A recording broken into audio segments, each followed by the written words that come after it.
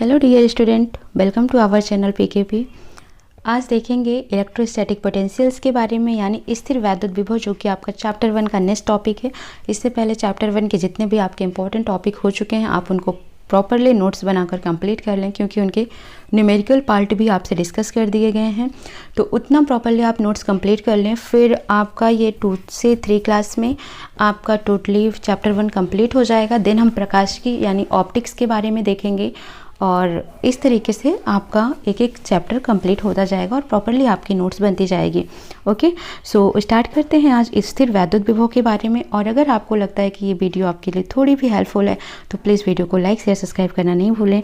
और स्टार्ट करते हैं आज का टॉपिक। सबसे पहला जो टॉपिक है वो है वैद्युत विभवांतर। तो विभवांतर यानी कि पोटेंशियल डिफरेंस, इसका नाम से ही क्लियर है, पोटेंशियल डिफरेंस। ठीक है, तो ये डिफरेंस है किसका? पोटेंशियल का। दो विभवों का डिफरेंस क्या कहलाता है? वैद्युत विभवांतर कहलाता है। कैसे समझेंगे इसको? तो यहाँ पर मान लो ये एक पॉइंट है, ए और बी है। ठीक है, तो एक बिंदु से दूसरे बिंदु तक कोई यहाँ पर चार्ज है। ठीक है, प्लस क्यू हो गया, कोई चार्ज है, कोई धन आवेश है। तो एक बिंदु से दूसरे बिंदु तक ले जाने में उसके बीच कुछ कार्य करना पड़ता है। ठीक है, यही क्या कहलाता है? विभवांतर कहलाता है। तो आप इसको प्रॉपरली ऐसे नोट कर सकते हैं। वैद्युत क्षेत्र में एकांक परीक्षण धन आवेश को एक बिंदु से दूसरे बिंदु तक ले जाने में वैद्युत बल के विरुद्ध बाह्य बल द्वारा किए गए कार्य को उन बिंदुओं के बीच वैद्युत विभवांतर कहते हैं। क्यों बोला जा रहा है वैद्युत बल के विरुद्ध बाह्य बल?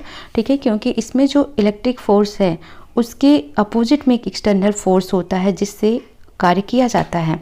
ठीक है, तो यहाँ पर आपको इस तरीके से एक डायग्राम दिखेगा। ये पॉइंट हो गया ए, ये हो गया बी, एक बिंदु हो गया, ये वी बिंदु हो गया, ये प्लस चार्ज है क्यू है। तो इसको क्या बोला? वैद्युत बल के विरुद्ध बाह्य बल लगाकर। ठीक है, तो वैद्युत बल इस डायरेक्शन में लग रहा है, तो बाह्य बल इस डायरेक्शन में लगाकर इस पर जो कार्य किया जा रहा है इसे बोला जाता है विभवांतर। तो यहाँ पर लिखना है फॉर्मूला, बिंदुओं ए व बी के बीच विभवांतर, यानी कि अगर हम इस पर देखेंगे तो विभवांतर क्या होगा? तो क्या बोलते हैं? विभवांतर यानी विभव का अंतर, पोटेंशियल डिफरेंस है दोनों पॉइंट का। तो क्या लिखेंगे आप? B A minus V B is equal to कार्य बटे आवेश। ठीक है, कार्य कैसा? एक बिंदु से दूसरे बिंदु तक आवेश को ले जाने में किए गए कार्य को विभवांतर बोला जा रहा है। तो एक बिंदु से दूसरे बिंदु तक किसको ले जा रहे हैं? आवेश को ले जा रहे हैं, किए गए कार्य को। तो ये हो जाएगा आपका कार्य बटे आवेश। ठीक है, कार्य अपॉन में क्या हो जाएगा? आवेश। तो इसीलिए इस फॉर्मूले को दिखाया गया आपको, V A minus V V is equal to वर्ग यानी डब्ल्यू वी अपॉन में क्या हो जाएगा? क्यू। तो ये V टू A ये दिखाया जा रहा है कि जो आवेश है उसको हम कहाँ से कहाँ तक ले जा रहे हैं? B से A की तरफ ले जा रहे हैं। ठीक है, तो ये आपका फॉर्मूला हो गया। अब जो वर्ग होता है, वर्ग को हम रिप्रेजेंट कर सकते हैं इस तरीके से फॉर्मूले में। ये हो गया आपका minus Q integration B to A, ये इलेक्ट्रिक फील्ड हो गया, वैद्युत क्षेत्र हो गया, इंटू डी आर। ठीक है, तो इस तरीके से क्यू नॉट से क्यू नॉट कट जाएगा। तो पोटेंशियल डिफरेंस का फॉर्मूला आपको मिल जाएगा, V A minus V V is equal to minus V to A integration है ये vector E into D R. ठीक है, अगर इकाई की बात किया जाए तो विभवांतर है, तो विभवांतर का इकाई, क्योंकि इसका फॉर्मूला क्या हो रहा है? कार्य बटे आवेश हो रहा है, ये फॉर्मूला हो गया। तो कार्य की इकाई होती है जूल और आवेश की इकाई होती है कूलाम्ब। ठीक है, तो जूल प्रति कूलाम्ब हो जाएगा इसका यूनिट, या हम इसकी यूनिट को वोल्ट भी कहते हैं। तो दोनों ही यूनिट याद रखना है, जूल प्रति कूलाम्ब या वोल्ट होता है किसकी यूनिट? विभवांतर की यूनिट होती है। अब दूसरा जो पॉइंट इसमें देखना है आपको वो है वैद्युत विभव, यानी कि इलेक्ट्रिक पोटेंशियल। पोटेंशियल डिफरेंस, विभव के अंतर को विभवांतर बोला गया, और ये है पोटेंशियल यानी कि वो विभव। तो विभव भी क्या होगा? कार्य बटे आवेश ही होगा, है ना। तो यहाँ पर भी यही आपको याद रखना है, किसी बिंदु पर वैद्युत विभव किसी भी धनावेश को यानी प्लस चार्ज को अनंत से किसी बिंदु तक लाने में किए गए कार्य को उस बिंदु का वैद्युत विभव कहते हैं। मान लो ये अनंत कोई पॉइंट है, हमें पता नहीं है, यहाँ से कोई चार्ज है प्लस क्यू, उसको किसी एक बिंदु ए पर लेकर आना है। तो इस अनंत से ए तक लाने में जितना कार्य करना होगा उसे ही उस बिंदु का वैद्युत विभव बोला जाता है। तो इसका फॉर्मूला हो जाएगा विभव इज इक्वल टू कार्य बटे आवेश। मात्रक की बात करेंगे तो मात्रक हो जाएगा जूल प्रति कूलाम्ब या वोल्ट हो जाएगा। ठीक है, तो सेम वहीं पर आपको लिखना है। अब विभव है, पोटेंशियल डिफरेंस तो है नहीं, यानी विभवांतर तो है नहीं, तो अनंत से एक बिंदु पर, ठीक है, तो अनंत से मान लो ए पर आ रहा है, तो कार्य हो गया अनंत से ए तक लाने में जो भी कार्य किया गया अपॉन में आवेश, ठीक है, ये हो गया फॉर्मूला। तो विभव का फॉर्मूला आपको लिख लेना है कार्य बटे आवेश। और अगर हम इसको इंटीग्रेशन के टर्म में देखेंगे, इलेक्ट्रिक फील्ड के टर्म में देखेंगे, तो आप वैल्यू रख कर V A is equal to यहाँ पर वर्क की वैल्यू रख दें और क्यू से क्यू को कैंसिल कर देंगे, तो आपको ये वैल्यू मिल जाएगी विभव की, यानी कि पोटेंशियल की। ओके, तो एसआई मात्रक आपको नोट कर लेना है, जूल प्रति कूलम्ब या वोल्ट हो गया। विमीय सूत्र याद रख लेना है इसका। अब वर्क का क्या है, ये W इज इक्वल टू आवेश है, यहाँ पर Q है, ठीक है, तो Q का होता है AT, क्योंकि आपको पता है Q is equal to formula क्या होता है, Q इज इक्वल टू होता है I इंटू टी। तो I को हम क्या बोलते हैं एम्पियर और T को क्या बोलते हैं टाइम। तो AT हो गया, ये हो गया Q की जगह, और जब हम इसको ऊपर लेकर जाएंगे तो ये A-1 हो जाएगा और T ऊपर जाकर -1 और हो जाएगा, और ये है W, ठीक है। तो कार्य का क्या होता है ml² T-2 होता है, ठीक है। तो कार्य की विमा हो गई ml² T-2, और यहाँ पर नीचे आवेश की हो गई AT, ठीक है। जब हम ऊपर लेकर जाएंगे तो ये हमें मिल जाएगा ml² T-3 A-1, ठीक है। पावर में आपको इस तरीके से नोट कर देना है, विमीय सूत्र हो गया। अब हो गया एक इलेक्ट्रॉन वोल्ट क्या होता है, ठीक है। तो नोट करना है आपने एक इलेक्ट्रॉन वोल्ट। इलेक्ट्रॉन वोल्ट भी क्या है, एक तरीके से अगर आप देखेंगे तो ये भी एक एनर्जी ही है, बट ये बहुत ही स्मॉलेस्ट पार्ट में हम बात करते हैं इसकी, ठीक है। तो इलेक्ट्रॉन वोल्ट का फॉर्मूला आपको नोट कर लेना है। एक इलेक्ट्रॉन वोल्ट वह गतिज ऊर्जा है जो एक मूल आवेश यानी एक इलेक्ट्रॉन वाले कण को 1 वोल्ट विभवांतर से त्वरित होने में प्राप्त करता है, ठीक है। 1 इलेक्ट्रॉन वोल्ट, तो ये हो गया इलेक्ट्रॉन 1 इलेक्ट्रॉन, ये हो जाएगा 1 वोल्ट। तो जो 1 इलेक्ट्रॉन वोल्ट वह गतिज ऊर्जा है जो 1 मोल आवेश वाला कण 1 वोल्ट विभवांतर से त्वरित होने में प्राप्त करता है, 1 इलेक्ट्रॉन वोल्ट कहलाता है, ठीक है। तो 1 electron volt is equal to, इसकी वैल्यू होती है 1.6 × 10⁻19 जूल, ठीक है। तो ये हो गया 1 इलेक्ट्रॉन वोल्ट। अब यहाँ पर फॉर्मूला भी आपको याद रखना है, जैसे कभी कभी क्वेश्चन भी पूछ लिया जाता है। तो ये होता है एनर्जी यानी ऊर्जा इज इक्वल टू होता है n हो गया यहाँ पर नंबर ऑफ इलेक्ट्रॉन्स हो गए n × Q, ठीक है।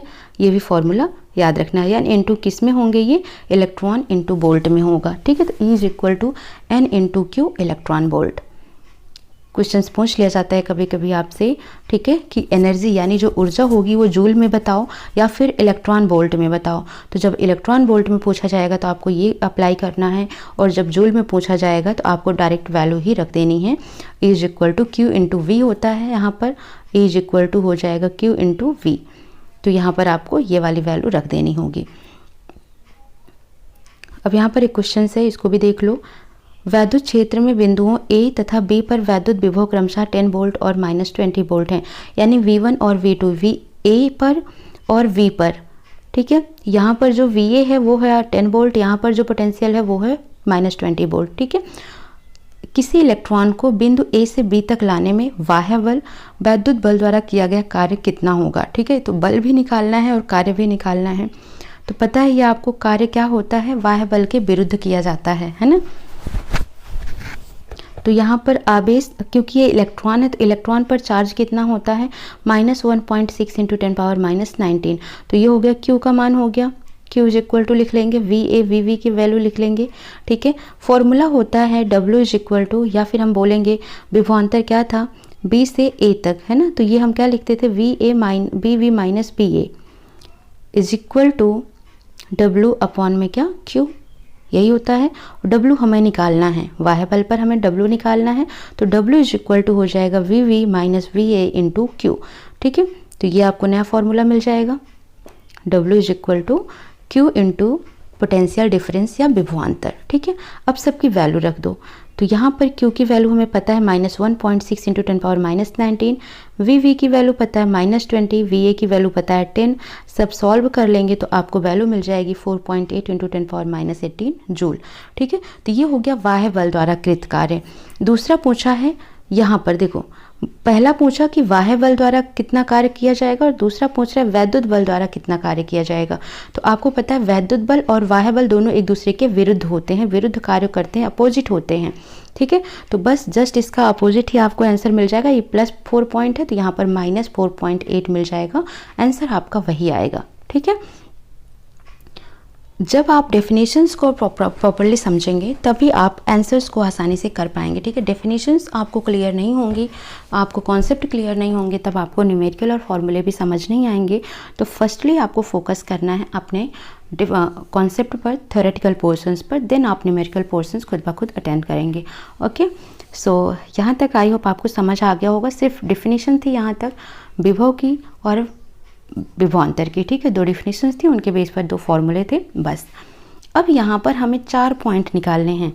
बिंदु आवेश के कारण वैद्युत विभव। ठीक है, तो इस तरीके से अलग अलग पॉइंट के कारण वैद्युत विभव पूछे गए हैं।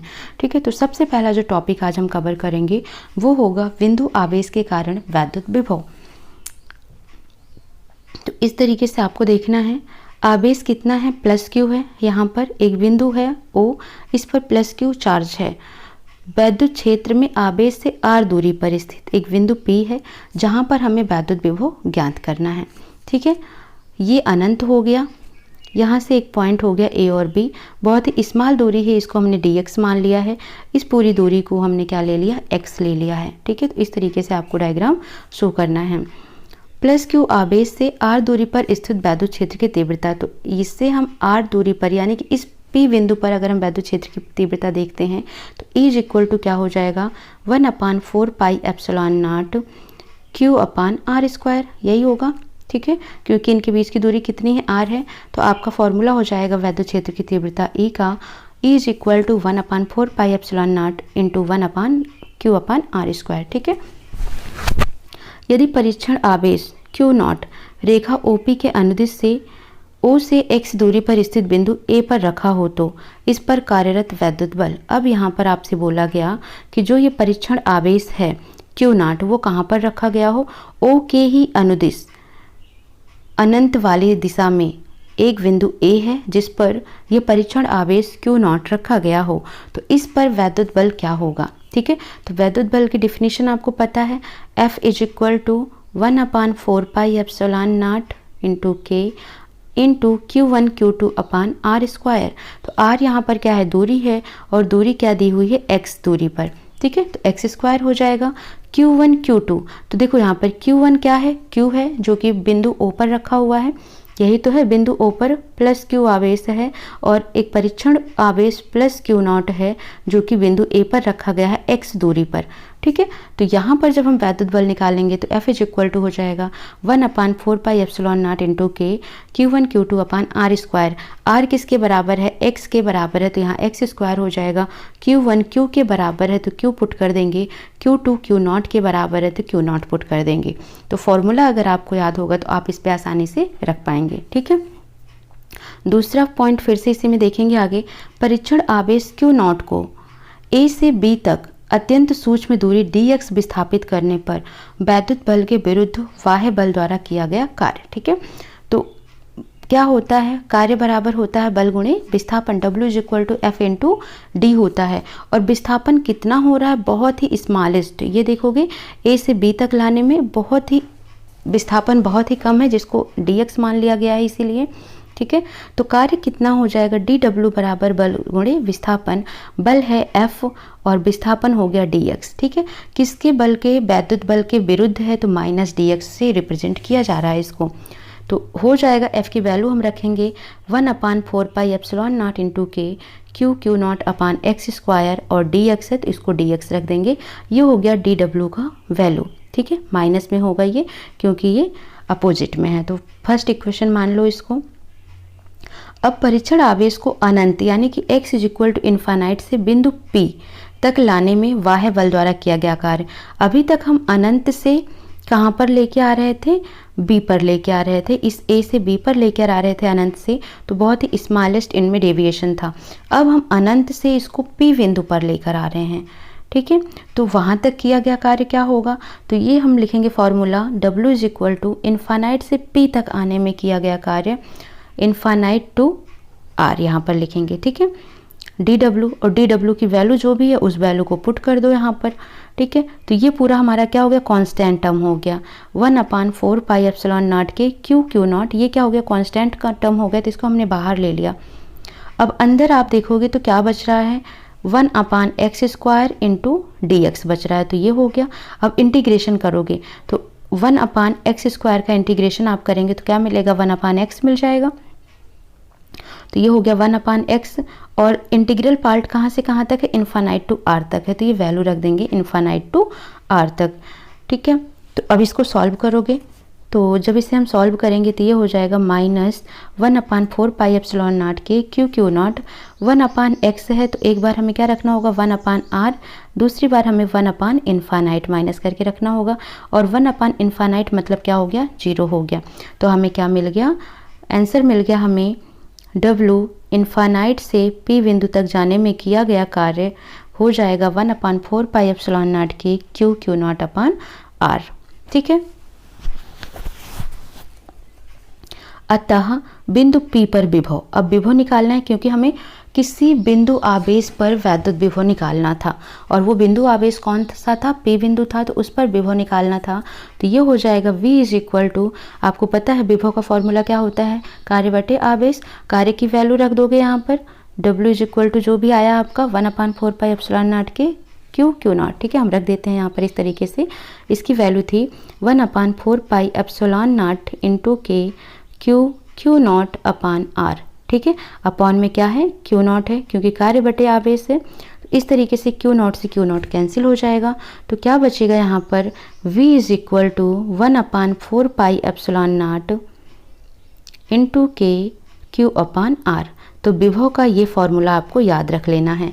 के क्या होता है, किसी भी माध्यम का परावैद्युतांक होता है। तो अगर हम निर्वात में अथवा वायु में बात करेंगे तो के इज इक्वल टू हम क्या ले लेते हैं, 1 ले लेते हैं। तो विभव का फॉर्मूला हो जाएगा V is equal to 1/4 pi epsilon not Q upon R, ठीक है। तो इस तरीके से किसी बिंदु आवेश पर विभव निकालना हो तो आई होप आप इसको आसानी से निकाल सकते हैं, ठीक है। तो यहाँ पर एक फॉर्मूला आपको विभव का ये मिल जाएगा, तो समझ आ गया होगा। सबसे पहले क्या क्या करना है, आपको अनंत से बिंदु A तक की दूरी के लिए निकालना है बल, फिर A से B के बीच में जो W है dW, इसकी वैल्यू निकाल लेना। बहुत ही कम डेविएशन है तो W इज इक्वल टू क्या होता है, बल गुणे विस्थापन। तो बल की वैल्यू पता ही आपको, विस्थापन dx रख देना है, तो यहाँ से dW की आपको वैल्यू मिल जाएगी। अब यहाँ से V से P तक यानी कि A से P तक जाने में किया गया कार्य पूछा जा रहा है, तो आपको पता है ये फॉर्मूला, ठीक है। बस इसी फॉर्मूले को रख देना है और यहाँ पर आपको अप्लाई करके आंसर्स को फॉलो कर लेना है, यानी कि आपको एक फॉर्मूला मिल जाएगा, ठीक है। अब इसके बेस पर एक क्वेश्चन से इस क्वेश्चन को भी कर लेते हैं। एग्जाम्पल है 10⁻⁻6 कूलाम, यानी कि 10⁻⁻6 कूलाम, ये किसकी वैल्यू हो गई, क्यू की वैल्यू हो गई। क्यू की वैल्यू दे रखी है 10⁻⁻6 कूलाम बिंदु आवेश से 3 मीटर की दूरी पर, यानी कि R की वैल्यू कितनी हो गई, 3 मीटर हो गई। दूरी पर स्थित किसी बिंदु P पर वैद्युत विभव का मान क्या होगा। 10⁻⁻9 कूलाम आवेश को अनंत से बिंदु P तक लाने में बल द्वारा वैद्युत क्षेत्र के विरुद्ध किया गया कार्य क्या होगा। तो यहाँ पर तो आपसे वैद्युत विभव पूछा है, फिर उसके बाद आपसे कार्य भी पूछा है। तो जब वैद्युत विभव पूछा है तो फॉर्मूला क्या होता है आपको पता है, V is equal to 1/4 pi epsilon not into Q upon R, यही होता है। इस पूरे की वैल्यू होती है 9 × 10⁹, तो इसकी जगह पे आपको रख देना है 9 × 10⁹ गुणे क्यू का मान कितना दे रखा है 10⁻⁻6 अपान में आपको क्या दे रखा है, आर का मान 3 दे रखा है। तो 3 से 9 को कट कर दोगे, 3 3 जा 9 हो जाएगा। 10 पावर 9 है और 10 पावर -6 है, तो 9 में से 6 चला जाएगा, 10 पावर 3 आ जाएगा। तो ये मिल जाएगा आपको 3 × 10 पावर 3, या फिर आप कह सकते हैं 3 × 10 पावर 3 का मतलब हो गया 3000 वोल्ट। तो विभव कितना मिल गया, 3000 वोल्ट मिल गया, ठीक है। डायरेक्ट फॉर्मूले पे रखा है, आवेश दे रखा है, दूरी दे रखी है, इसकी वैल्यू हमेशा याद रखना आप 9 × 10⁹ होती है। बस वैल्यू को रखोगे आपको वैल्यू मिल जाएगी वोल्ट, 3000 वोल्ट, यानी विभव आ जाएगा 3000 वोल्ट। अब पूछा गया है कि 10⁻⁻9 कूलाम आवेश को अनंत से बिंदु P तक लाने में किया गया कार्य। तो W इज इक्वल टू क्या होता है, 1/4πε0 क्यू नॉट, क्योंकि ये है परीक्षण आवेश Q नॉट और जिसका मान Q नॉट का मान इन्होंने क्या दिया 10⁻⁹ कूलम। ठीक है, तो अब यहाँ पर भी आपको क्या करना है, वैल्यू को रखना है। 1/4πε0 की जगह क्या होगा 9 × 10⁻9 हो जाएगा। Q का मान 10⁻⁻6 है, Q नॉट का मान 10⁻⁹ है, R का मान 3 है। 3 3 से 9 हो गया और देखो यहाँ पर 9 में से 9 चला गया, 0 आ गया, क्या बचा यहाँ 10⁻⁻6 ही बचा। तो 3 × 10⁻⁻6 जूल, या फिर 10⁻⁻6 को हम क्या बोलते हैं माइक्रो, तो हम बोल सकते हैं 3 माइक्रो जूल। ठीक है, तो कार्य कितना हो जाएगा 3 माइक्रो जूल हो जाएगा। क्लियर हो गया, सिर्फ आपको फॉर्मूले पे ही रखना है, आंसर आपको मिल जाएगा। ठीक है,